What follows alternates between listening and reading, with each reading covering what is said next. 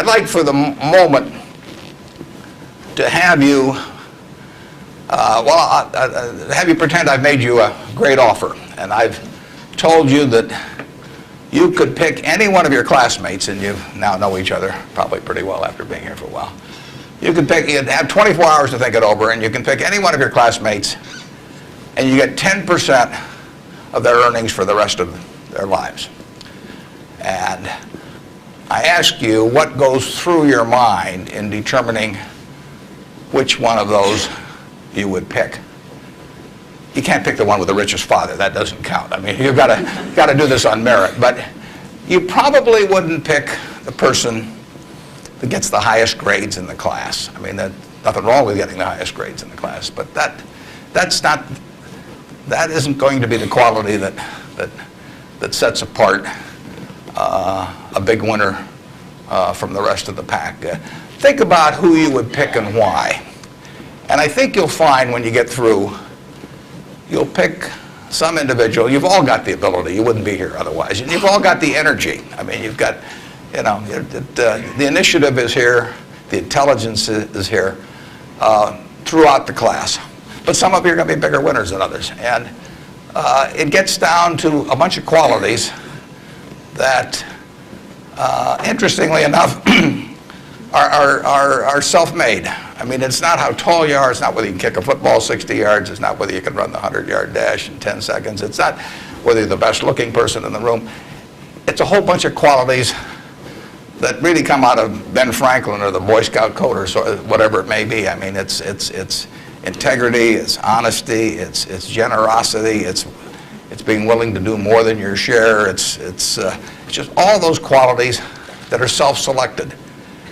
And then if you look on the other side of the ledger, because there's always a catch to these, you know, free gifts and genie jokes. So you also have to, and this is the fun part, you also have to sell short one of your classmates and pay 10% of what they do. So who do you think is going to do the worst in the class? This is way more fun. And think about it again. And again, it isn't the person with the lowest grades or anything of the sort. It's the person who just doesn't shape up in the character department. I mean, we look for three things when we hire people. We look for intelligence, we look for initiative or energy, and we look for integrity. And if they don't have the latter, the first two will kill you. Because if you're going to get somebody without integrity, you want them lazy and dumb. I mean, you don't want them smart and energetic. So it's that third quality, but everything about that quality is your choice. You know, you can't change the way you are wired much, but you can change a lot of what you do with that wiring. And it's the habits that you generate now on those qualities, or those negative qualities. I mean, the person who always, you know, claims credit for things they didn't do, that always cuts corners, that you can't count on. I mean, in the end, those are habit patterns. And the time to form the right habits is when you're your age. I mean, it doesn't do me much good to get golf lessons now. If I'd gotten golf lessons when I was your age, I might be a decent golfer. But someone once said the chains of habit are too light to be felt until they're too heavy to be broken. And I see that all the time. I see people with habit patterns that are self-destructive when they're 50 or 60, and they really can't change them. They're imprisoned by that. But you're not imprisoned by anything. So when you write down the qualities of that person that you'd like to buy 10% of, look at that list and ask yourself, is there anything on that list I couldn't do? And the answer is there won't be.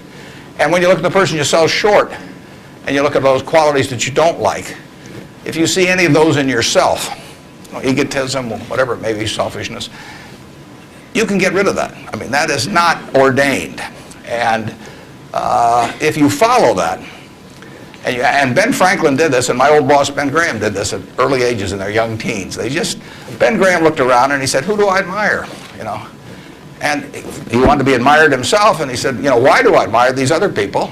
And he said, if I admire them for these reasons, maybe other people will admire me if I behave in a similar manner. And he decided what kind of a person he wanted to be. And if you follow that, at the end you'll be the person you want to buy 10% of. I mean, that's the goal in the end.